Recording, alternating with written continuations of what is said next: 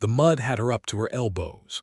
Not in the polite, ladylike way that women sometimes got their hands dirty in 1882, dabbing at a smudge with a handkerchief and sighing about their ruined gloves. No. Lillian Crawford was shoulder-deep in the problem, her sleeves rolled past her elbows, her jaw set like iron, and her voice carrying across the flat Kansas plain like a whipcrack in dead air. Rope goes under the axle, not around it. She called out, her voice sharp and certain. If you loop it around the wheel, you'll snap the spoke and we'll be here until Christmas. The stagecoach driver, a heavy-set man named Gus Halloway who had been hauling passengers across the Cimarron Trail for 11 years, stared at her from his perch on the stranded coach as if she had just started speaking in Latin. The two other male passengers stood to the side, coats still buttoned, arms crossed, useless as fence posts in a flood. It was June of 1882, and the Kansas summer had turned the 2-day-old dirt road into a sucking trap of black mud, following a fierce overnight thunderstorm. The Abilene to Dodge City stage had lurched off the road's crown somewhere near the Pawnee Creek crossing and sunk its rear axle 18 inches deep into the saturated earth. The horses were exhausted, the passengers were panicked, and the afternoon sun was burning down without mercy. And Benjamin McCrae was watching from the road. He sat astride a broad-chested roan quarter horse named Copper at the edge of the high ground, one hand resting on the saddle horn, his dark hat pulled low against the glare. He was 31 years old, weathered in the way that only honest outdoor work creates, with broad shoulders that filled his canvas work coat, and a jaw that looked like it had been chiseled from the same limestone that jutted out of the creek bluffs nearby. He had been riding the fence line of his property, the Double M Ranch, when he'd heard the commotion from half a mile away and followed the sound out of nothing more than the practical Western obligation to see if someone needed help. What he saw stopped him cold. Not the stranded stage. He'd seen plenty of those. Not the mud, not the frantic horses, not the helpless passengers in their city clothes standing around like they were waiting for a conductor to announce a departure time. It was her. Lillian Crawford was already moving with a precision and confidence that made the rest of the scene look like a painting of chaos she had simply stepped into to correct. She had pulled her traveling skirt up and tucked it into her belt without a moment's hesitation, revealing practical boots laced to the knee. She was directing the driver like a foreman runs a cattle crew, and she was doing it not with hysterics or pleas but with hard, specific, accurate knowledge. Benjamin McCrae had not said a single word yet. He simply watched.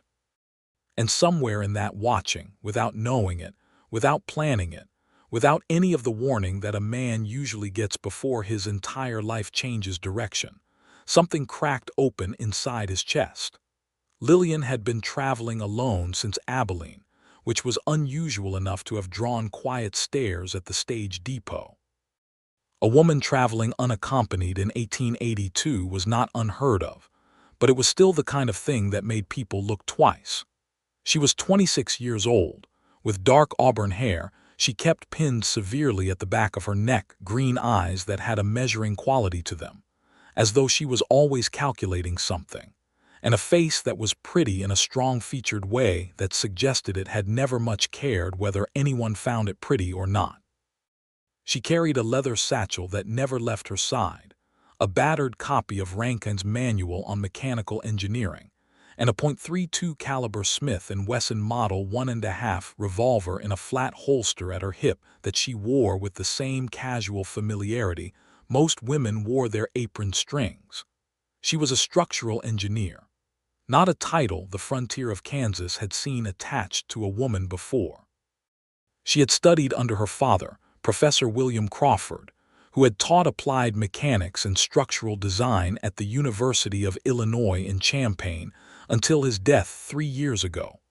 Her mother had died when Lillian was 9.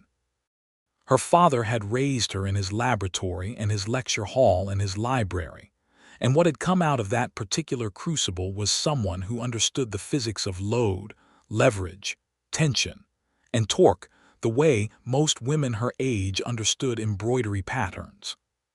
She was traveling to Dodge City because she had been hired, through a letter of correspondence and a deliberately gender-neutral signature, by a railroad company surveying the extension of the Atchison, Topeka, and Santa Fe line through southwestern Kansas. The company needed someone who could assess bridge crossing points along the Arkansas River, calculate load tolerances for wooden truss bridges, and determine which creek crossings could support the weight of a fully loaded freight train. The man who had hired her, a senior company engineer named Edward Marsh, did not yet know that L. Crawford was a woman. That discovery and the battle that would follow it was 3 days away. But right now, Lillian Crawford had a more immediate problem. The rear axle of the Concord stagecoach was buried in clay mud, the 2 rear wheels sunk to their hubs, and the 6-horse team was pulling at an angle that was spreading the load wrong and grinding the axle housing against compacted earth. Every pull the horses made was making it worse, not better. "Stop," she said, stepping directly in front of the driver's eye line. "Stop pulling them. You're auger drilling the axle down every time they lunge." Gus Halloway, somewhere between offended and desperate, pulled back on the lines. "Ma'am, with respect, I've been driving stage since before you were born." "Then you know what happens to an axle that gets torqued at this angle," Lillian said, not unkindly but with zero room for argument. "The wheel flange will crack before the mud gives. We'll lose the wheel entirely and then none of us are going anywhere."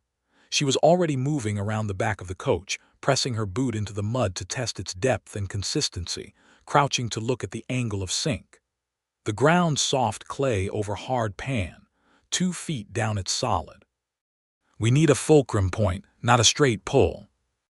She straightened and looked at the 2 male passengers, a merchant named Clarence who was fussing about his suit, and a younger man named Tom who looked like a clerk of some kind. "You two, come here. There are fence rails in that ditch line, see them. Bring me 4 of the straightest ones." They both looked at each other. Neither moved immediately.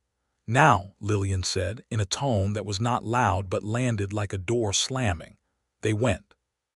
It was precisely at this moment that Benjamin McCrae nudged Copper forward from the high ground and came down to the edge of the road without quite deciding to do so. He had watched enough. He could not, in good conscience or good manners, sit on his horse and observe. And besides, she had asked for fence rails, and he could see from 50 yards that the ones in that drainage ditch were rotten on the ends and would not serve her purpose. "Those rails are going to snap," he said from behind her. Lillian turned. She had been aware of him on the ridge for at least 3 minutes before he came down. She had noticed the horse first, a good animal, well kept, which usually meant the rider was practical rather than showy. Then she had noticed the rider and filed him in the mental category of possible resource before returning her attention to the immediate mechanical problem. Now he was close and she saw him more clearly.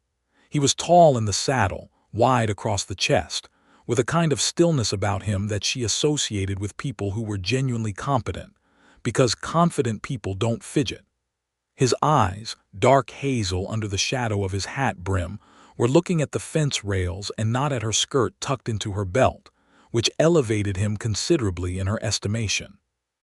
"The Heartwood's been wet too many times," he said, dismounting in a single fluid motion and crouching to examine the rail the merchant had dragged over. He pressed his thumbnail into the wood. It sank. "Green oak would hold. I've got a pile of green-cut cedar posts in my wagon not a quarter-mile back. Ran them into town this morning." He looked up at her. "I can have them here in 10 minutes. Lillian studied him for 1 second. "How long are they?" 8 foot, some 10. "Diameter, 4 or 5 inches. Fresh cut 2 days ago." She nodded. "Get them, and bring whatever rope you have." He was back on his horse before she finished the sentence, already turning Copper back up the slope at a canter. For the first time since the stage had lurched into the mud, Gus Halloway looked at his one helpful passenger with an expression that had moved from skepticism to something closer to wonder. "Where in the Sam Hill did you learn to handle a stuck axle, miss?" "Structural mechanics," Lillian said, and picked up the rotten fence rail to use as a probe, testing the ground around the stuck wheel in a careful pattern. Benjamin was back in 8 minutes.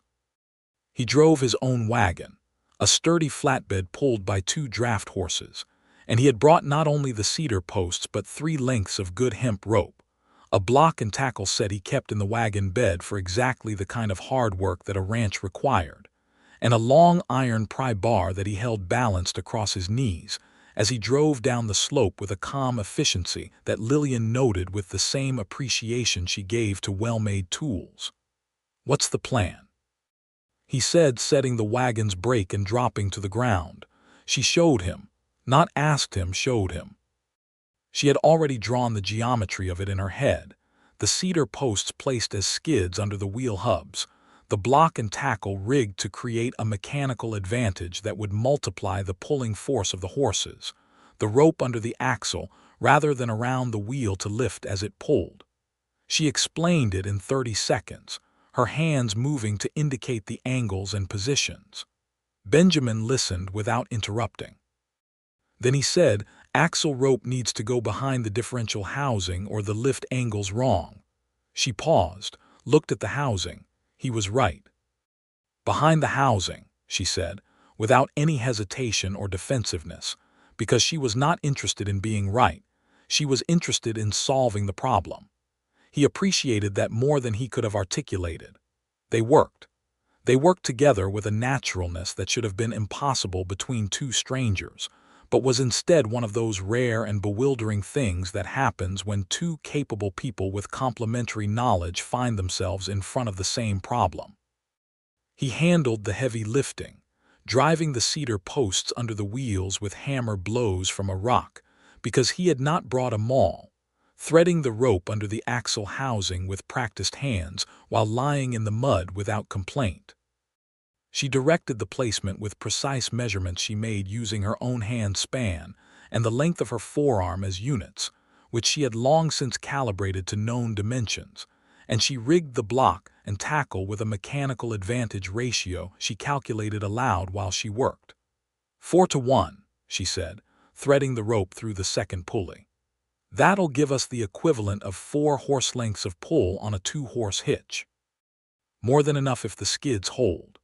"They'll hold," Benjamin said, and the certainty in his voice was not bravado. It was the certainty of a man who had cut and cured wood his whole life. The merchant Clarence, having decided that watching was more dignified than helping, offered his unsolicited opinion that they ought to wait for the next stage to come along and send for proper help. Both Lillian and Benjamin ignored him with the focused indifference of people who are actually solving something. The young clerk Tom, for his part, had quietly gotten himself into position to keep the lead horses steady on Lillian's request, and he was doing it with a concentration that suggested the sharp edge of her voice had cut through whatever social paralysis had initially gripped him. "Ready?" Lillian called out. "Ready," Benjamin said from behind the coach, one hand on the rope watching the axle. "Mr. Halloway, steady pull on my word. Don't let them lunge, steady and even." Gus Halloway, who was now fully and completely converted to doing whatever this woman said, gathered the lines. "Pull." The horses leaned into the traces. The block and tackle took the load, the ropes going tight as iron bars, and for one long, breathless moment nothing happened. Then the mud made a sound like a wet kiss being broken, and the rear of the stagecoach rose 2 inches, and the cedar skids took the weight, and the wheels found the solid surface beneath them, and the coach lurched forward with a grinding, triumphant surge and rolled free onto the hard crown of the road. The horses stumbled forward, surprised by the sudden release. Gus hauled them in. The coach sat on solid ground, wheels intact, axle whole. There was a beat of complete silence. Then the young clerk Tom let out a whoop that echoed off the creek bank, and even Clarence the merchant uncrossed his arms and looked uncomfortable in the way of a man who knows he should applaud, but is too proud to admit he was unhelpful. Gus Halloway pulled off his hat and ran his hand through his thinning hair and said, "I'll be a son of a," and stopped himself because there was a lady present. Benjamin McCrae stood behind the freed coach, mud on his forearms and his work coat, and looked at Lillian Crawford. She was rolling her sleeves back down with the brisk efficiency of someone who has completed a task and is already mentally moving to the next one. Her hair had come loose at the temple from the effort, a single dark red curl lying against her cheekbone. There was a streak of mud along her jaw. She looked completely unself-conscious about both of these things. She looked up and met his eyes. "Good call on the housing," she said simply. He was, in that moment, so completely and thoroughly surprised that he did not respond for 2 full seconds. Not because of the words, but because in 11 years of running the Double M Ranch, through cattle drives and drought years, and the brutal work of carving a viable operation out of open Kansas grassland, no one had ever offered him a compliment quite like that. Not on his strength or his hard work or his stubbornness, on his thinking. It landed somewhere unexpected. "You're welcome," he said, and then, because he was not a man who left things half-said, "That was the most impressive piece of field engineering I've ever seen." Lillian looked at him for a moment with those measuring green eyes, deciding if he meant it, which she did as a matter of course with all compliments because she had received too many of the condescending kind. She decided he meant it. "Lillian Crawford," she said, offering her hand. He shook it like a person, not like something breakable. "Benjamin McCrae, this is my land you're stranded on." He glanced at the road, then at the sky. "There's a good chance that road's going to be worse around the Pawnee Crossing, another 2 miles west. Storm left standing water all the way to the bluffs." He paused. "I have a ranch house a mile north. You're all welcome to stay the night and let the road drain. Stage can make better time on dry ground tomorrow." Gus Halloway looked up at the sky, judged the angle of the sun and the state of his horses, and said, "I believe that's the best offer I've heard all day." The merchant Clarence immediately protested that he had appointments in Dodge City that could not wait. He was politely ignored by everyone, including the stagecoach driver, who turned his team north onto the ranch track before the protest was finished. Lillian picked up her leather satchel, which she had set carefully on high ground before beginning work, and turned to follow. Benjamin fell into step beside her rather than going ahead, which she noticed, and which she attributed correctly to a natural courtesy rather than any calculated behavior. "What brings you to Dodge City, Miss Crawford?" he asked. "Professional business," she said. "And you can call me Lillian. We just pulled a stagecoach out of the mud together. I think formality is behind us." Something close to a smile moved at the corner of his mouth. "Benjamin, or Ben, most people say Ben." "Benjamin," she said, as though tasting the syllables and finding she preferred the whole version. "You raise cattle and horses, quarter horses mostly. Sell to the Army remount program and to working ranches." He glanced at her. "You said professional business. What's your profession, if I can ask?" "Structural engineering," Lillian said, watching for the reaction. It came in the form of a slow blink, and a recalibration she could see happening behind his eyes. To his credit, what she got was not the dismissal or the nervous laughter or the immediately patronizing response she had learned to expect. What she got was consideration. "Railroad," he said. "Railroad bridges," she confirmed. "The Santa Fe extension. They need crossing assessments along the Arkansas." Benjamin was quiet for a moment. Then, "There are 3 creek crossings between here and the Colorado border where the ground's deceptive. Limestone over clay runs underground water year-round. Looks stable, tests stable in dry season, and then in spring melt the whole subsurface shifts." She stopped walking and turned to look at him fully. "How do you know that?" "Lost a hay wagon through what should have been solid ground at Crooked Creek 3 years ago," he said. "Dropped 4 feet into a subsurface channel. Never would have known it was there from the surface." Lillian's hand went to the satchel and the notebook inside it. "Can you tell me where Crooked Creek is relative to the railroad survey line?" "I can take you there," he said, and then heard how that sounded and added, "if you need to see it." "I need to see it," she said. They looked at each other in the long Kansas afternoon light, both of them thinking about the same thing and neither of them prepared to say what else they might be thinking about, which was each other. The Double M Ranch was not what Lillian had expected, though she could not have articulated precisely what she had expected. It was a working ranch, thoroughly practical, with none of the ornamental touches she had seen on wealthier establishments. The main house was solid wood frame construction, well built and squared true, with a wide front porch and a stone chimney that drew properly. The barn was large and well maintained, smelling of hay and horses and clean straw. The corrals held perhaps 30 quarter horses in various stages of training, and the ones she could see were fine animals with good bone structure and calm eyes. A housekeeper named Mrs.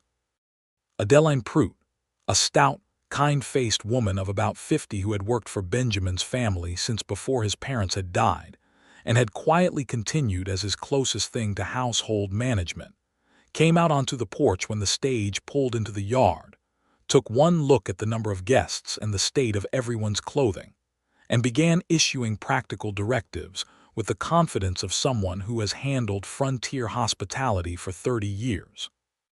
"Hands and faces at the pump first," she said. "I'll have supper in an hour. Miss, there's a room at the end of the hall that's clean and private. Gentlemen, I'll have the bunkhouse opened." The merchant Clarence opened his mouth to say something about his status relative to bunkhouses. Mrs. Prout's expression foreclosed the conversation. Lillian washed at the pump in the kitchen yard, working the mud off her forearms with the efficiency she brought to every physical task, aware that Benjamin was at the corral checking his horses, and aware that he had not, as some men might have done, arranged himself to watch her. He was doing what he had said he was doing. She found this refreshing to a degree that surprised her slightly. She was not, by nature or habit, a woman who gave much thought to men. Not because she disliked them, but because in her experience the men she encountered fell into one of 3 uncomfortable categories: those who refused to take her seriously, those who took her seriously only as a curiosity or an anomaly, and those who became so aggressively helpful and patronizing that working with them was exhausting. She had come to accept all 3 categories as the cost of doing the work she loved in the world as it was. Benjamin McCrae had not fit any of the 3 categories in the 3 hours since she had met him, and she was not certain what to do with that. Supper was beans and salt pork and cornbread and dried apple pie that Mrs. Prout produced from apparently thin air, and it was excellent. The table in the ranch house dining room was large enough for all of them, and the conversation over supper was the practical kind that frontier hospitality produced: news of the road conditions, the weather, the state of the railroad's progress, whether the Army remount contract was still paying as well as it had been. The merchant Clarence ate his share of the excellent food and softened somewhat. The clerk Tom, whose name turned out to be Thomas Birch, and who was going to Dodge City to take a position as a bank clerk, asked Lillian about her work with a genuine curiosity that she appreciated. Benjamin mostly listened, eating steadily, asking an occasional question that was always direct and relevant, and never the kind of question designed to establish authority in the conversation. He asked Lillian about bridge load calculations in a way that suggested he actually wanted to understand the answer. She found herself explaining the relationship between live load and dead load in a wooden truss bridge, the way that dynamic weight, like a moving train, multiplied the stress on joints compared to static weight, and she watched him follow the logic of it with the focused, practical intelligence of someone who builds things with his hands, and therefore understands intuitively the principles involved even without the formal vocabulary. "So it's not just the weight of the train," he said. "It's the movement. The hammering of the wheels." "Precisely," she said. "A bridge that holds a static weight of 50 tons might fail under a moving weight of 30 tons because the impact loading at each wheel rail joint creates a stress pulse that the structure has to absorb and dissipate. If your joinery isn't tight or your lumber has hidden checks, stress fractures," he said, nodding. "The pulse finds them," she said. "Every time." Mrs. Prout, refilling coffee cups, listened to this exchange with an expression of quiet satisfaction that she did not share with anyone. After supper, Lillian sat on the front porch with her engineering notebook and the railroad survey maps she had been given in Abilene, working by lantern light on her notes from the afternoon's observations of the terrain. She was making calculations related to the Pawnee Creek crossing point, factoring in what she had seen of the subsurface water behavior during the morning storm. She heard the door open behind her, and the particular weight and cadence of Benjamin's boots on the porch boards. He came and stood at the porch railing a few feet from her chair, looking out at the dark prairie. The night was clear after the storm, and the stars over Kansas in June of 1882 were a revelation. The Milky Way splashed across the sky in a density that only made sense far from any town. "Can't sleep?" she asked, without looking up from her notebook. "Don't generally sleep early," he said. "Ranch mornings start at 4. She nodded, writing. He was quiet for a while, which she found comfortable rather than awkward, which was itself slightly surprising. "The Crooked Creek crossing," he said eventually. "I can take you there day after tomorrow if you want. Stage'll be on its way tomorrow morning, but if you wanted to come back through, the crossing is about 8 miles from here." He paused. "It might matter for your survey." She put her pencil down and looked at him. The lantern light was warm and it picked up the angles of his face, the honest tiredness around his eyes, the slight weathered creasing at their corners from years of squinting across sunlit plains. "You take a full day to show a stranger a creek crossing," she said. "I'd take a full day to make sure the railroad doesn't put a bridge in a place that'll drop a freight train through the ground," he said. "That's not altruism. That's practical. That train carries cattle from my neighbor's ranches." Lillian looked at him for a moment longer. "All right," she said. "I'll ride back from Dodge City in 3 days. That gives me time to meet with the company's surveyor and then come back through on my own schedule." "I'll have a horse for you," he said. "I noticed your riding boots." She almost smiled. "My riding boots. They're worn on the inside of the calf. That's someone who rides regularly, not just when they have to." The almost smile became an actual one, brief but genuine. "My father believed that a person who couldn't ride was half an engineer, couldn't understand the land properly from a wagon seat." "Smart man." "He was," she said, and the small weight in her voice on those 2 words told him something she had not said. "He's gone." Benjamin said, quietly enough that it didn't feel like prying. 3 years ago," she said. "He was the best engineer I've ever known. He was also the only person who thought my being an engineer was entirely normal." She said it without bitterness, just with the factual clarity of someone who has long since integrated a truth into their framework. "The rest of the world has required somewhat more convincing." "That company you're riding to meet," Benjamin said carefully. "Do they know you're a woman?" A beat of silence. "They know they hired the best qualified person who responded to their notice," she said. "They'll discover the rest in person." He was quiet for a moment.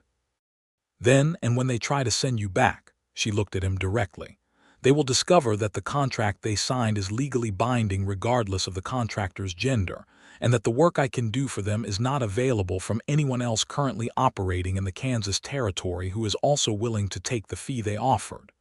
"Which was low," he guessed. "Which was insultingly low," she agreed. "But it gets me to the survey sites. After that, the work speaks for itself." Benjamin was quiet again, and then he said something that Lillian Crawford would later identify as the moment she began to trust him. Not as a concept, not as a category, but as a specific human being.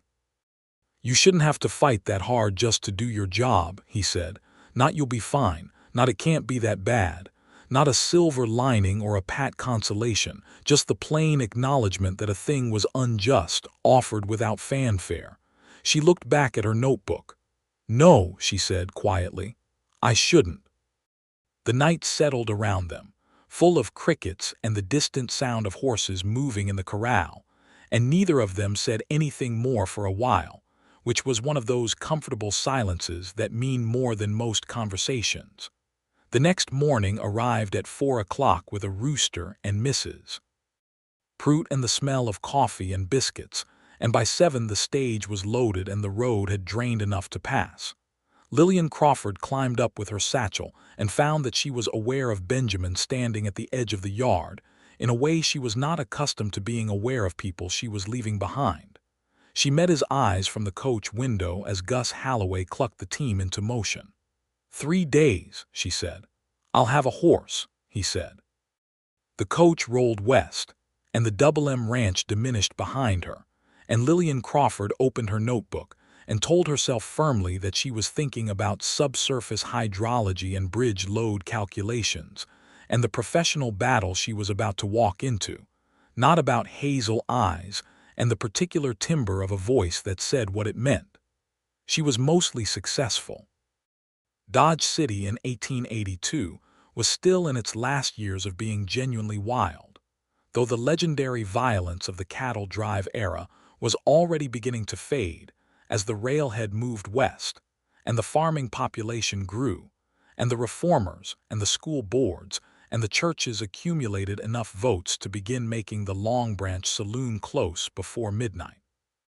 But it was still the kind of place where a woman alone drew attention, and Lillian had long since developed the focused, purposeful walk of someone who is going somewhere specific and has no interest in conversation. She found the Atchison, Topeka, and Santa Fe's field office in a 2-room building near the depot, run by a senior engineer named Edward Marsh, who was 45, correct, and so completely unprepared for who walked through his door that he stood up from his desk and said, "Can I help you, miss?" in the tone of someone who assumes a woman in his office is bringing him his lunch. "You can," said Lillian. "I'm L. Crawford. I believe you hired me to conduct your bridge site assessments along the Arkansas River system." The silence that followed was the second loudest silence Lillian had ever been in, after the moment before the stagecoach came free of the mud. Edward Marsh sat down, then stood up again, then said, "I hired a L. Crawford who had credentials from the University of Illinois." "Those are my credentials," she said, and placed her letter of appointment on his desk, followed by her correspondence with the university, her father's letter of academic endorsement written before his death, and 2 letters from completed projects, a small rail bridge assessment in Illinois and a structural survey for a county courthouse in Ohio, both signed off by senior engineers who had reviewed her work and found it to be accurate and thorough. The argument that followed lasted most of the morning. It was conducted by Marsh with a kind of desperate courtesy, because he was not, at heart, a cruel man, only a man so thoroughly embedded in the assumptions of his time that challenging them felt to him like the ground shifting underfoot. He tried 4 separate lines of objection, none of which held. The contract was binding. Her credentials were genuine. Her prior work was documented and verified.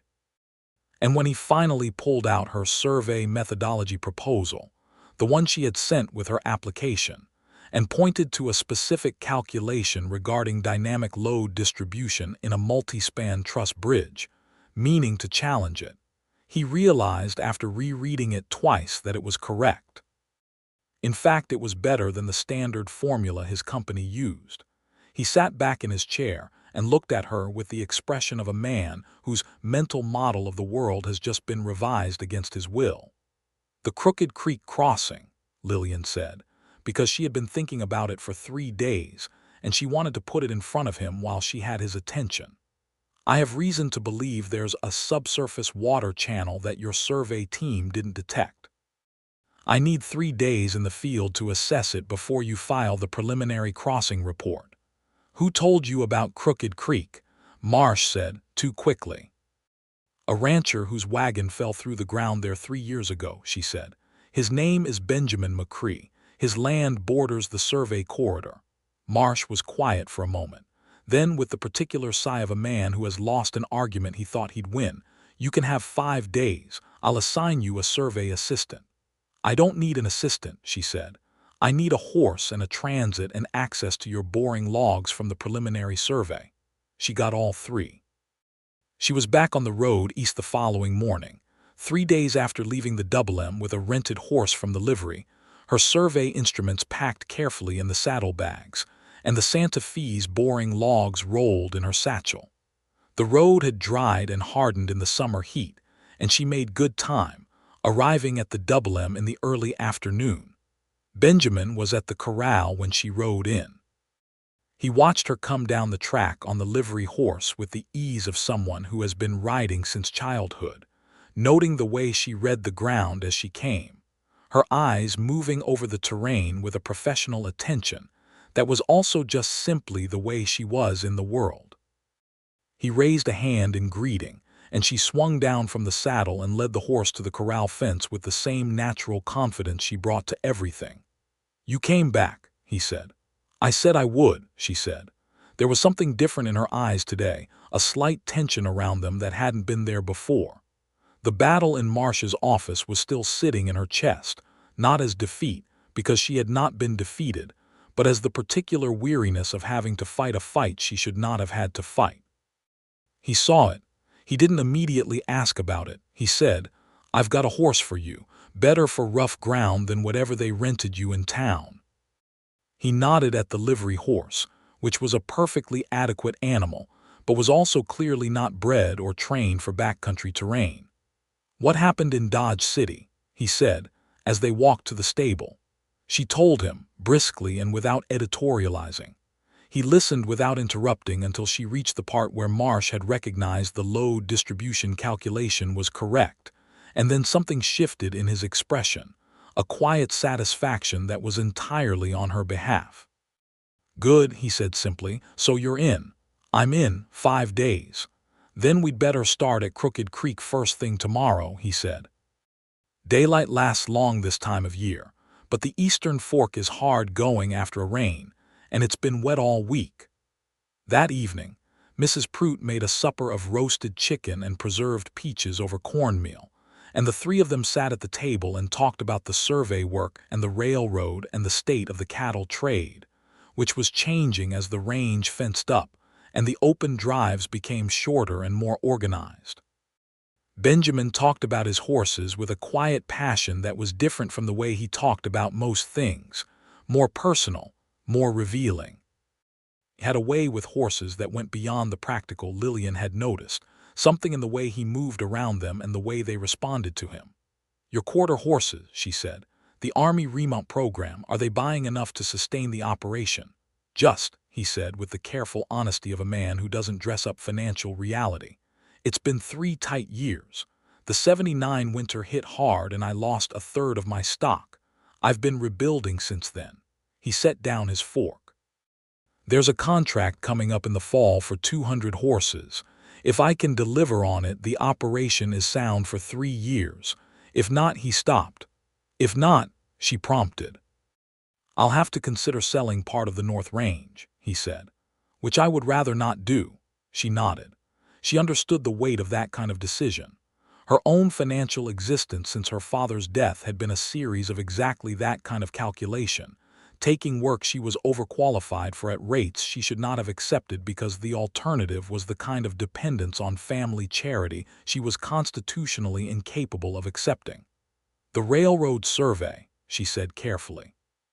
"If the Crooked Creek crossing needs to be moved, that will affect the route through your North Range." Benjamin looked at her steadily. "I know. It might benefit you for the crossing to stay where it is." "I know that too," he said. "The railroad right-of-way would pay 3 times the land value. It would solve the financial problem entirely." She held his gaze. "I need you to understand that my assessment will be based entirely on engineering criteria. If the crossing is unsound, I'll say so regardless of who benefits from which outcome." He met her eyes with absolute steadiness. "I'm not asking you to say anything different. I'm telling you about the financial situation because you should know it exists, not because I want it to influence your work." He paused. "If the crossing is unsafe, I need that railroad bridge not to be there just as much as anyone. Downstream from that crossing is my south pasture. My cattle water there." She looked at him for a long moment. Then she nodded once, and the tension she'd been holding since raising the subject released. "All right," she said. "Let's go find out what's under Crooked Creek." They rode out at first light, Benjamin on Copper and Lillian on a dark bay mare he called Sage, who was indeed far better suited to broken terrain than the livery horse. The morning was cool and clear, the grass still wet from the night, and they rode north and west across the Double M's range in comfortable near silence broken by occasional observations about the terrain, the land use, the water drainage patterns that Lillian was noting with professional attention. The North Range opened into a stretch of tableland that fell away at its western edge into a creek valley, densely grown with cottonwood and willow, the creek itself running brown and full from the recent rains. They picked their way down the bluff through a gap Benjamin knew and came out at the creek bank. The first thing Lillian noticed was the sound. Not the sound of the creek, which was ordinary enough, but a low, almost subsonic resonance that she felt as much as heard, a vibration that came up through the ground when she stepped off Sage and stood still. She crouched immediately, pressing her palm flat to the earth, closed her eyes. Benjamin watched her do this and said nothing. "How deep is the water running right now?" she asked, still crouched. "Knee-deep in the main channel, maybe deeper in the pools," he said. "And normally in midsummer, ankle-deep. Sometimes not even that." She straightened. "Get me the boring logs." She pulled them from her satchel before she finished the sentence, unrolling them on the flat of a creekside boulder and weighting the corners with stones. She studied the drilling data for 3 minutes in silence, then looked up at the creek bank. "The preliminary survey drilled on the east side," she said. "That's hard ground, but the creek's history suggests it's migrating west. The main channel probably shifted in the last 40 years. She pointed to a section of the opposite bank. "See how the east bank is high-cut there? That's lateral erosion from a period when the main flow was further east. Now the flow is west." She paused. "If the river migrated, the old channel fill is still there, and it's almost certainly sediment and gravel over that subsurface void." She pulled out the transit instrument from the pack on Sage's saddle and spent 20 minutes taking readings along the bank line, citing distances and elevations with a focus that shut out everything else. Benjamin held the stadia rod where she pointed without being asked twice, moving it to the next position the moment she said, "Mark." It was the same naturalness as the mud and the stagecoach, two people working in parallel on a shared problem, each doing their part without needing it to be negotiated. She drove probe stakes into the bank at measured intervals, recording the resistance at each depth. At the third position, 15 feet west of where the company's boring had been done, the probe dropped 2 feet through what should have been load-bearing ground. She looked at Benjamin. "That's your subsurface channel," he said quietly. "That's the subsurface channel," she confirmed. "It's running full right now because of the rain. In dry season it'll be empty and the ground above will test fine. But every spring melt and every major storm, this entire section will be on water."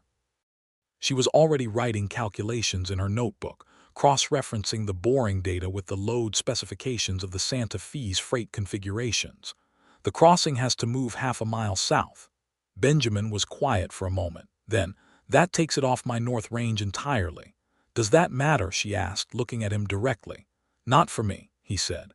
"But for my neighbor Jim Alcott, it means the right-of-way goes through his winter hay field. The railroad will pay him fair value," she said. "I know," Benjamin said. "Jim'll be fine. He's been thinking about selling anyway." He looked out at the creek, at the moving water and the cottonwoods leaning over it with the heavy grace of trees that had been drinking deep all spring. "You know what you're giving up. The financial case for moving the route also means the right-of-way money doesn't come to the Double M." "I know," she said, with the same directness he used. "That's a significant thing." "Benjamin," she said, not unkindly, "I'd already done the engineering analysis in my head last night. I knew where this was going to land before we rode out this morning." He looked at her. "And you came anyway." "I came to confirm it," she said. "There was a small chance I was wrong. I'm not wrong." He was quiet, looking at the creek, and she studied the side of his face in the morning light and thought about the particular character of a person who can hold a significant personal cost with that kind of quiet steadiness. Not performing noble acceptance, just holding it. "Half a mile south," he said finally. "Jim's land is better drained anyway. The bridge'll be sounder." "Considerably," she said. He turned and looked at her. "Thank you," he said, "for coming back, for doing it right." She held his gaze for a moment. "Thank you," she said, for telling me about the wagon. The whole survey would have gone wrong without that." They stood at the edge of Crooked Creek in the middle of a summer morning, both of them very aware that the professional conversation had reached its natural end, and something else had arrived in its place, quiet and patient, as natural as the water moving at their feet. "I need 2 more days in the field," she said, somewhat more carefully than strictly necessary. "The other crossing points west of here. I know where they are," he said. "I can take you."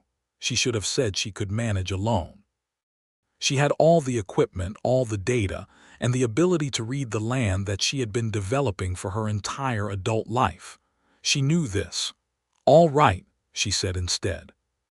The next 2 days in the field were among the most purely satisfying of Lillian's professional life.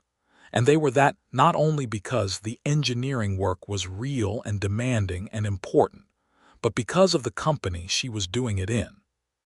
They assessed 2 more crossing sites, one of which was sound, and one of which had a drainage issue that required the bridge design to include a specific foundation configuration.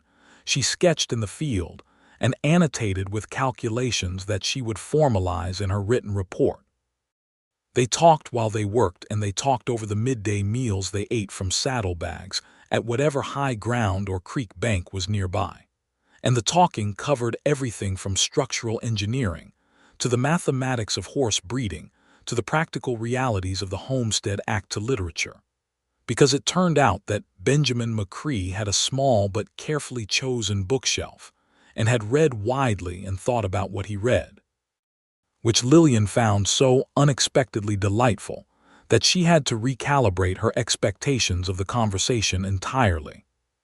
He had opinions about Darwin that were more nuanced than most, having spent his life watching natural selection operate in real time through a horse breeding program. He had read Twain and found him funny and true.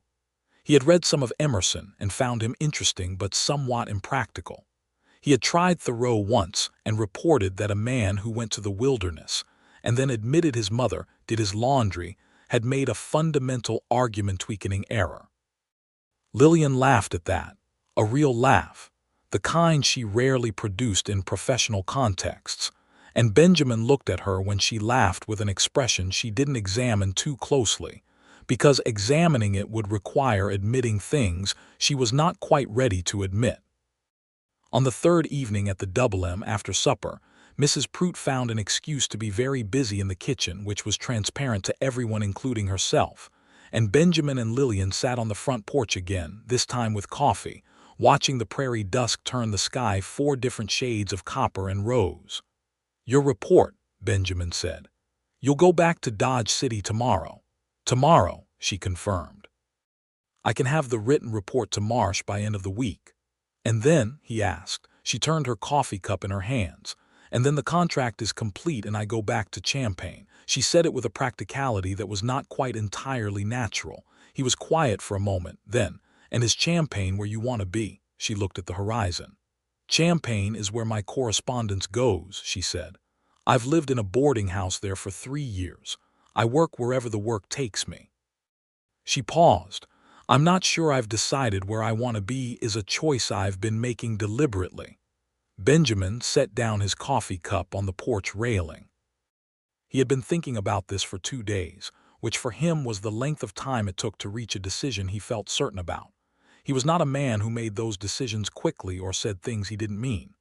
"I'd like you to stay," he said. The words were direct and simple and completely without performance, and they landed that way. Lillian looked at him. "That's a significant thing to say to someone you met 4 days ago," she said, not as a rejection, but as an honest accounting of the situation. "I know," he said. "I'm saying it anyway because I think you'd want me to say what I mean rather than suggest it sideways." She considered this. He was right. She would and did want exactly that. "I live in a boarding house," she said. "I work on temporary contracts. I have no permanent situation." "I have a ranch," he said. "It's financially uncertain right now, but it's real and it's mine and it has room in it. I'm not suggesting anything improper. I'm saying that if you had work in this territory, or if you could find it, or if there was a reason to look for it, the Double M would be glad to have you." She looked at him for a long moment. The dusk was very beautiful. The horses moved in the corral with that soft, companionable sound of large animals at ease. "I have 5 days left on this contract," she said. "After that I have no current commission." "No," he agreed.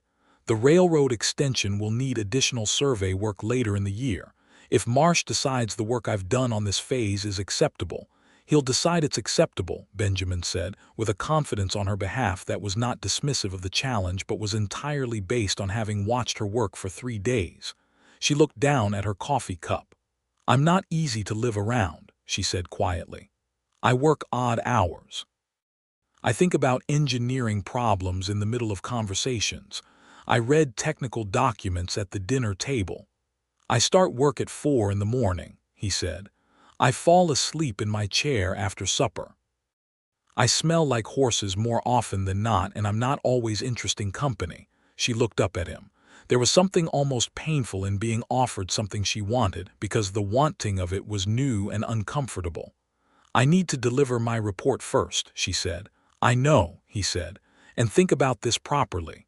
Take all the time you need." She studied his face in the last of the light.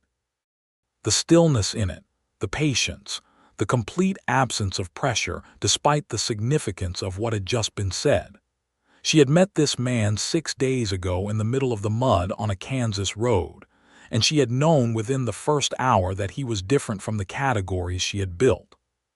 She had been telling herself that was a professional observation. She had not been entirely honest with herself. "All right," she said. "I'll think about it." She delivered her report to Edward Marsh on Friday, a clean, precise document of 14 pages with diagrams, bearing calculations, and site photographs taken with the portable camera she had brought for exactly this purpose. It included the Crooked Creek finding, the alternative crossing recommendation, the design specification for the drainage foundation at the western crossing, and a supplemental note on 3 additional sites that fell within her survey radius and that she had assessed opportunistically while in the field. Marsh read it in silence for 45 minutes while she sat across his desk and drank the coffee his assistant brought and looked at the survey maps on his wall. When he set it down, his expression had moved from whatever he'd been expecting to something much closer to respect. "The Crooked Creek finding alone would have justified the contract," he said. "If we'd built there, we'd have had a catastrophic failure within 5 years. More likely 3, she said. The subsurface channel is actively eroding." He was quiet for another moment. Then, "The additional sites you assessed on your own initiative." "I was in the field," she said. "It would have been wasteful not to." Marsh picked up his pen. "I'll need a second phase survey later in the year," he said. "September or October before the ground freezes. The final route needs assessment to the Colorado border." "I know," she said. "The rate will be better," he said in the tone of a man acknowledging a debt. "And the contract will be in the full name of the contracting engineer." "Lillian Crawford," she said. "Lillian Crawford," he confirmed and wrote it down. She rode east from Dodge City with the second contract in her satchel, and the first payment in an envelope folded inside her notebook. Enough to secure her position for the season. Enough to make a choice about the boarding house in Champaign and what came next. Enough to make the choice she had been thinking about for 5 days into something she could stand on. When the Double M came into view around the long bend of the ranch track, she found that she had stopped thinking in engineering terms for the first time in 4 days. Benjamin was working in the near corral, lunging a young horse on a long line, the horse a dark gray with good legs and an uncertain attitude about the whole project. He moved around the circle with the horse in the even, patient way that good horse training requires, never forcing, always guiding, watching the animal's body language with the same total attention Lillian gave to stress calculations. He did not see her come down the track until Sage nickered a greeting at Copper across the fence line, and then he looked up. She read his face the moment he saw her, and the moment he understood from her expression that she had come back with something more decided in her than when she'd left. He let the gray horse come to a stop and stood in the corral dust with the long line coiled in his hands and looked at her across the fence, and neither of them said anything for a moment. "I have a second contract," she said. "September through October, the final route survey." "Good," he said. "That means I'd be in the territory for the rest of the summer and into the fall." "Yes," he said. She looked at him over the fence rail. "I'm going to need a place to work from. A base of operations that has a good table and decent light and access to the field sites." "The ranch house has a good table," he said. "South-facing window in the study. Good light in the mornings." She dismounted. She walked to the corral gate. He let the gray horse stand and walked to meet her. They were perhaps 4 feet apart on opposite sides of the gate, and the late afternoon sun was making long shadows across the corral dust, and the gray horse stood quietly behind Benjamin as though it had decided the interesting thing was happening at the gate. "I want to be clear about what I'm saying," Lillian said. "I'm not someone who says things sideways either." "I know," Benjamin said. "Say it straight." She looked at him with those green measuring eyes that were not measuring now, not calculating, just looking. "I want to stay, not just for the work." He opened the gate. She walked through it. And they stood in the corral in the dust and the long light with perhaps 12 inches between them. And he reached out and touched her face the way a person touches something they have been very careful not to touch until the moment they're certain. And she leaned into it the way someone does when they have been holding themselves still, and the stillness is finally over. He kissed her with the same directness he brought to everything, honest and warm, and without any of the performance that lesser men substitute for genuine feeling. And she kissed him back, and it was the first thing since the stagecoach in the mud that had felt as purely right as a load calculation that works out exactly as it should. The gray horse snorted behind them and wandered off to look for hay, which was a very sensible response. The summer passed the way good summers do, too fast and too full. Lillian established herself in the study with its south-facing window, building her engineering reference library on the shelf Benjamin cleared for her, hanging her survey maps on the wall beside his topographic charts of the ranch, and producing work at the large table that she would later consider some of the best of her career. Because, for the first time, she was doing it in a place that felt like a home.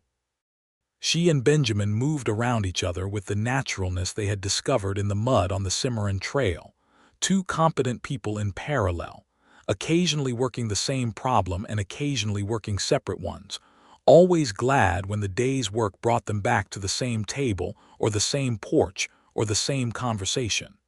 Mrs.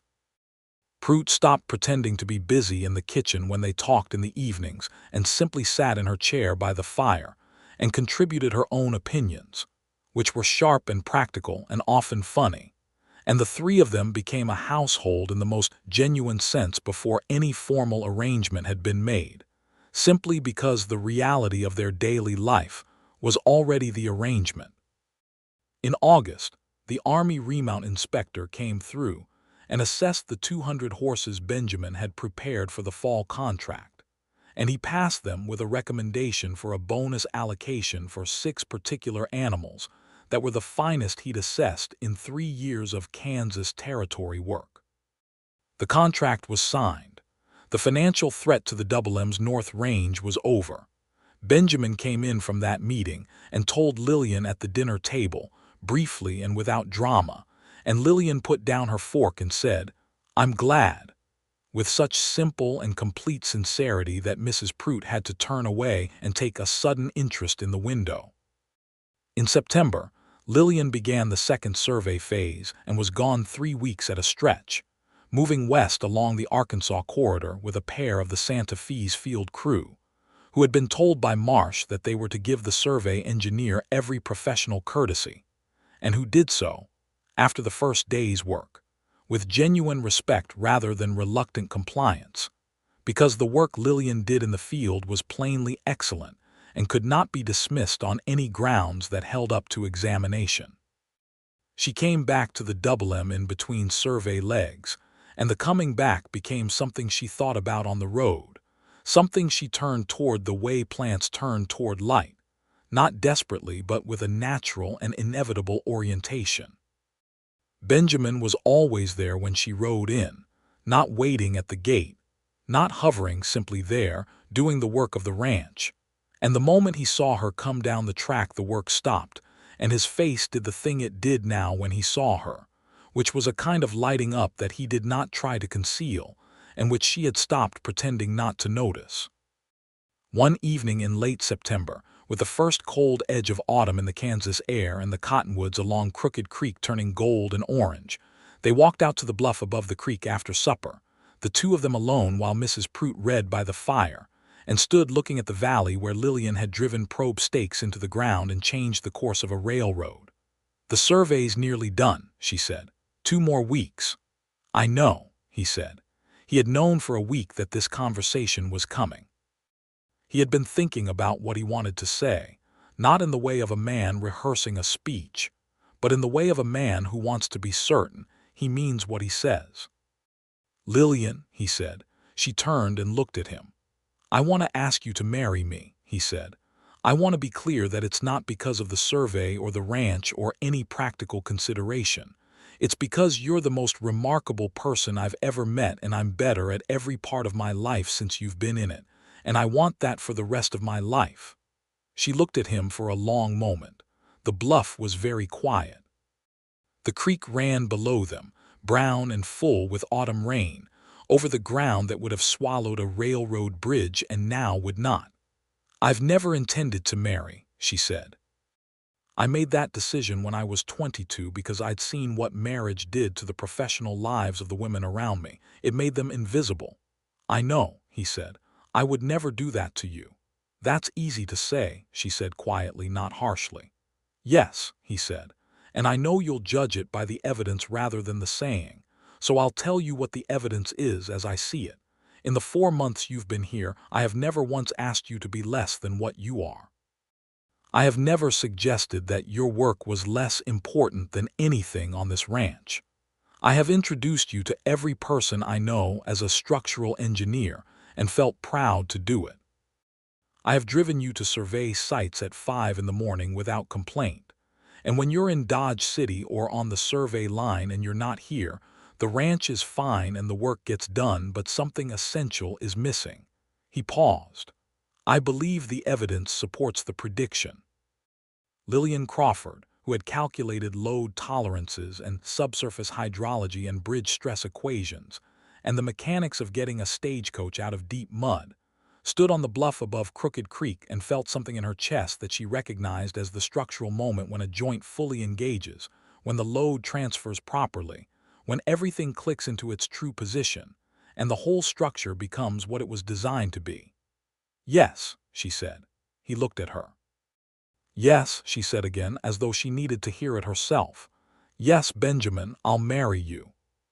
He took both her hands in his, and they stood at the edge of the bluff in the September evening, and looked at each other with the kind of happiness that is quiet and deep and entirely certain of itself. They were married in November of 1882, in the small white church in the town of Cimarron, 12 miles east of the ranch. The wedding was modest and practical, because both of them were modest and practical people who found elaborate ceremony somewhat beside the point. Mrs. Prout wept through the entire proceeding with the satisfied tears of someone who has watched a thing develop over months, and is gratified to see it arrive at its proper conclusion. Edward Marsh attended, which surprised Lillian somewhat, and which he explained by saying that he had come to present her with the letter of commendation from the Santa Fe's chief engineer, in response to her completed survey work, which letter he had timed deliberately to coincide with the wedding day, because he felt it was the least he could do. The chief engineer had called her assessment of the Crooked Creek crossing a work of, quote, "unusual clarity and technical rigor," and had inquired about her availability for the Colorado Extension survey the following year. She accepted the commission over wedding cake at the ranch house table, and Benjamin handed her the pen. The winter settled over the Double M with the hard clarity of a Kansas January, and they discovered each other in the intimate geography of daily life and found it, despite all the adjustments that life together requires, deeply satisfying.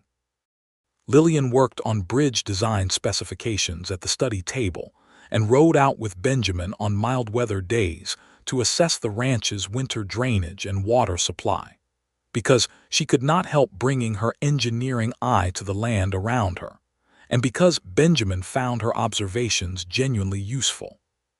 He worked the horses and managed the ranch accounts and was, in domestic life, exactly what the evidence had suggested he would be, which was honest, considerate, and not remotely interested in making her smaller.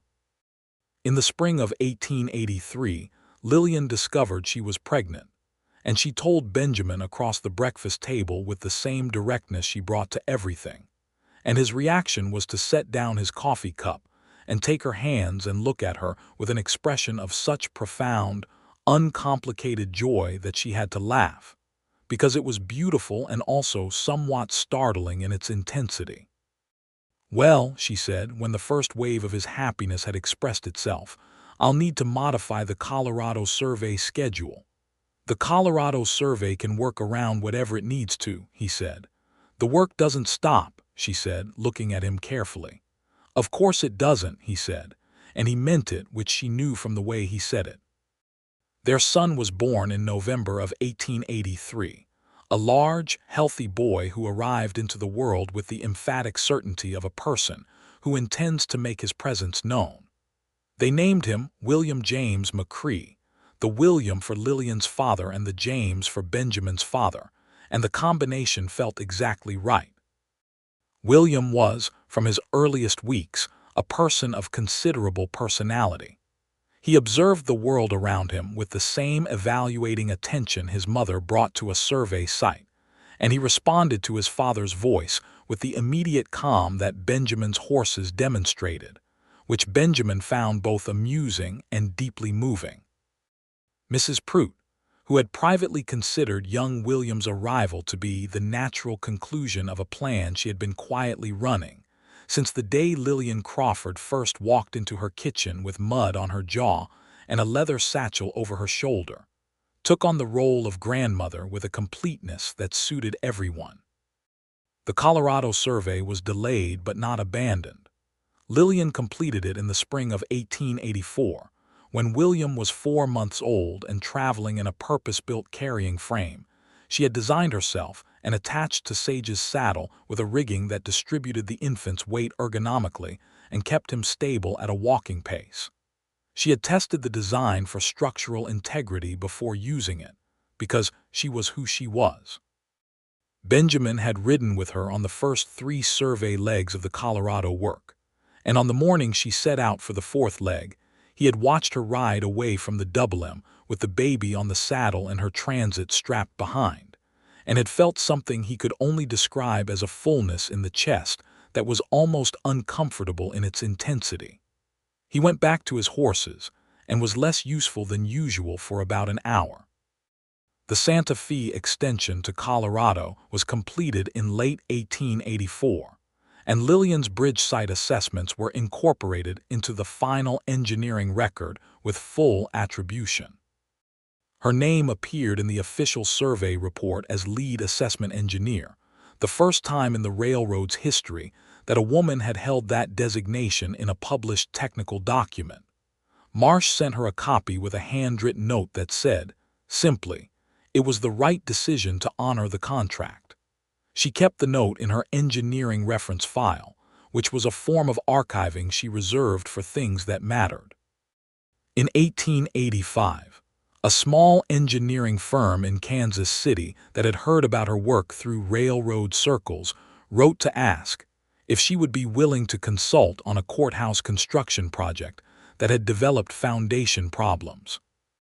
She went for 2 weeks and solved the problem and came home to the Double M with a fee that represented more than she had been paid for her first 3 contracts combined, and which she applied to a set of improvements to the ranch's water system that she had been designing in her spare time for most of the winter. Benjamin stood in the kitchen yard and watched the new irrigation channel carry water from the creek to the stock tanks with the smooth efficiency of a well-calculated grade, and he shook his head slowly. "You designed this in January," he said. "February," she said. "January was the courthouse." He looked at her with that expression she knew well by now, the one that had first appeared on his face behind the freed stagecoach in the mud, the one that was equal parts astonishment and deep, unqualified admiration. It had not diminished in 3 years. If anything, it had accumulated depth, because she kept giving it things to admire. He put his arm around her and she leaned against him, and they watched the water move. In the spring of 1886, their daughter was born. They named her Clara Rose McCrae, and she came into the world in April, noisy and emphatic, with her father's dark hair and her mother's measuring eyes. And William, who was 2.5 and had not been told much about what was happening except that there would be a person arriving, regarded his new sister with the serious, evaluative attention of a scientist examining new data, and then announced that she was acceptable. Lillian laughed for a long time at that. The Double M had grown into a genuinely strong operation by 1886. The Army remount contracts had become regular and well compensated, and Benjamin had developed a reputation across the territory for the quality of his horses that brought buyers from as far as Missouri. The financial precariousness of the early 80s had given way to a solidity that he felt every time he walked the land. He had made the offer of the North Range right-of-way money to Jim Alcott, his neighbor, as he had said he would, and Alcott had taken it and put it into improving his hay operation, and the two of them had remained the kind of neighbors that the open frontier made possible, practical, and mutually helpful without needing to be intimate about it.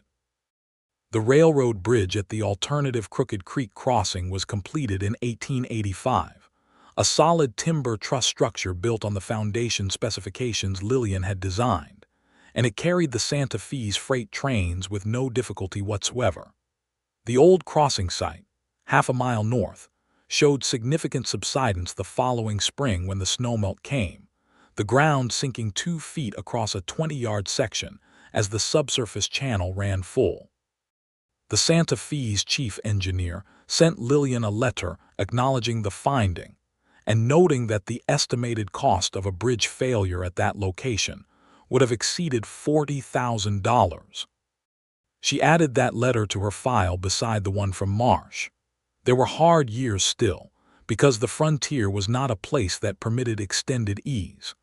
The winter of 1886 to 1887 was catastrophic across the plains, the worst in living memory, and the Double M lost horses and cattle and a stretch of fence line that cost a full spring to repair. Benjamin worked through it with the same steadiness he brought to everything difficult, and Lillian worked beside him, not performing labor she was not suited for, but thinking through the triage of the operation's resources with a precision that kept the losses from becoming ruin. She sat at the study table in the worst week of February and worked out a resource allocation plan that identified which animals could be kept viable through the coldest stretch with the feed they had, which pastures to rotate, and where the critical infrastructure vulnerabilities were. She presented it to Benjamin at breakfast, 4 pages of clear analysis with a summary recommendation at the top. He read it twice and said, "The East Corral feed distribution is wrong, I think. We can do better with half the grain if we adjust the rotation timing." She looked at the relevant section. He was right. She revised it. They saved the operation. Not without losses, and not without exhaustion, but they saved it. In the summer of 1887, when the grass came back and the horses recovered, and the cattle numbers rebuilt, Lillian was offered a faculty position at the University of Kansas in Lawrence. The engineering school, which had begun admitting women the previous year in response to pressure from the institution's reform-minded faculty, was looking for a lecturer in structural design and load mechanics. The offer came through academic correspondence, but the man who had arranged it was Edward Marsh, who had joined the university's engineering advisory board and who had, in 5 years, moved from reluctant contractual compliance to something that functioned as genuine professional advocacy for Lillian Crawford McCrae's career. She sat with the letter for 2 evenings before saying anything to Benjamin. She said it directly, as she always did. She showed him the letter. She told him what it meant and what it would require. Lawrence was 4 days' ride from the Double M, or 2 days by the railroad that now crossed their portion of the territory. She could not teach there and live at the ranch year-round. The teaching term was September through May. He read the letter. He thought about it with the serious attention he gave to significant things. Then he said, "What do you want to do?" She looked at him. "I want both," she said honestly. "Then let's figure out how to do both," he said. They did. It was not simple, but it was possible. Lillian taught at Kansas from September to May, returning to the Double M on the railroad for long weekends and for the intervals between terms. And Benjamin managed the ranch with Mrs. Pruitt and the ranch hands during the weeks she was in Lawrence. And when she came home, the children ran to the door and Mrs. Pruitt made whatever was most comforting, and Benjamin stood at the porch railing and watched her come down the track, and felt the same thing he had felt the first time she rode back from Dodge City with a second contract in her satchel, which was that the ranch was always fine when she was away, and essential was always what came back when she returned. The children grew up between the ranch and the university, between their father's horses and their mother's engineering notebooks, between the practical wisdom of Mrs. Pruitt and the particular kind of education that comes from having 2 parents who are genuinely good at what they do, and who treat each other with the respect and specific admiration of people who fell in love, not despite each other's strength, but because of it. William developed, predictably, into someone who understood both horses and mechanics, and at 12 was capable of calculating load tolerances from first principles, and also of gentling a frightened horse with the same patient, reading attention his father used. Clara, 3 years younger, developed her mother's measuring eyes and her father's directness, and a particular gift for spatial reasoning that her mother recognized early and cultivated with focused intention.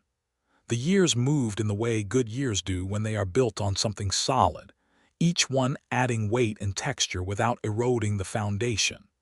The Double M grew in reputation and in the quiet confidence of a well-run place. Lillian's reputation in engineering grew from regional to something that crossed the Mississippi, her name appearing in professional publications, her former students writing to report their first successful projects and to credit the teaching that had made the difference. In 1890, the Kansas Society of Engineers, which had not previously admitted women to membership, voted to extend a fellowship to Lillian Crawford McCrae following a somewhat contentious meeting that she was not present for, having been in the field that week assessing a bridge failure near Hutchinson for the county government. The letter of fellowship reached her at the ranch, forwarded from Lawrence, and she opened it at the breakfast table while William was eating porridge and Clara was drawing something in the margin of a school book and Benjamin was reading the week's newspaper. She set the letter down and said nothing for a moment. Benjamin looked up. He read her face the way he read the land, with a total attention born of years of love and practice. "Good news," he said. She handed him the letter. He read it. He set it down on the table and looked at her with the full brightness of what she had come to think of as his particular expression, the one that had been building since the mud on the Cimarron Trail, the one compounded of admiration and tenderness, and the specific happiness of a man whose life had turned out to contain more extraordinary things than he had been prepared to expect. "You deserved that 10 years ago," he said. "Longer," she said, and picked up her coffee. William looked at his parents and then at the letter and said, "Is it good?" with the pragmatic curiosity of a 9-year-old who is tracking the household's emotional weather. "It's good," Benjamin said. "Your mother is a fellow of the Kansas Society of Engineers." William considered this. "What does that mean?" "It means they finally caught up," Benjamin said. Clara looked up from her schoolbook and said, "Mama, can I draw a bridge?" with the total non-sequitur confidence of a 6-year-old whose mind has made a connection she has not seen fit to explain. "You can draw anything you want," Lillian said. "Will you check the math?" Clara asked. Lillian looked at her small daughter with an expression that was entirely unguarded and luminous. "Yes," she said, "I will always check the math." The morning went on around the breakfast table in the ranch house, with its south-facing study window, and its large table, and its shelf of engineering reference books beside the shelf of horse breeding records. The coffee hot, and the porridge eaten, and the newspaper read, and the fellowship letter sitting on the table between the coffee cups and the engineering notebook, and the school book with the bridge drawn in the margin. Outside, the Kansas morning was clear and bright, the grassland running west in long golden waves to the horizon, the horses moving in the corrals with their particular lovely economy of motion, the creek running sound and true in the valley below the North Range bluff, carrying water over ground that held a railroad now, and would hold it well for generations to come. Benjamin looked across the table at Lillian, who was making a note in her engineering notebook with one hand, and stealing the last biscuit with the other, and telling Clara that triangles were stronger than squares and why, all at the same time, with the complete and focused life force of someone who has found the place and the conditions in which they are entirely themselves. He thought about a road in June and a stagecoach sunk in mud, and a woman rolling up her sleeves without hesitation and saying rope goes under the axle, not around it, with the certainty of someone who knows exactly what they are doing. And he thought about sitting on a good horse on the high ground watching something he had never expected to see and feeling something crack open in his chest that had never entirely closed since. He thought about how easily it could have not happened. How he might have ridden on instead of coming down off that ridge. How she might have succeeded without him and boarded the coach and been gone from that stretch of road without their paths ever properly crossing, and he would have gone home to the Double M and continued his life without ever knowing what it was missing. The thought was briefly vertiginous, the way looking over a bluff is briefly vertiginous, and then it settled into the particular gratitude that can only be felt by someone who knows precisely what they have. Lillian looked up from her notebook and caught him watching her. She tilted her head slightly, the way she did when she was asking a question without using words. He shook his head, meaning nothing is wrong, meaning the opposite of wrong. She held his eyes for a moment with the green measuring gaze that had never stopped measuring and had never needed to measure him because he had always simply been exactly what he was. And she smiled at him, the full and genuine version, the one she still produced sparingly enough that it always felt like something given rather than performed. He smiled back. William said, "Can I be excused?" And Clara said, "Triangles," and Mrs. Prout came in from the kitchen with more coffee, and the morning moved on, full and warm and rooted in the good earth of the life they had built together.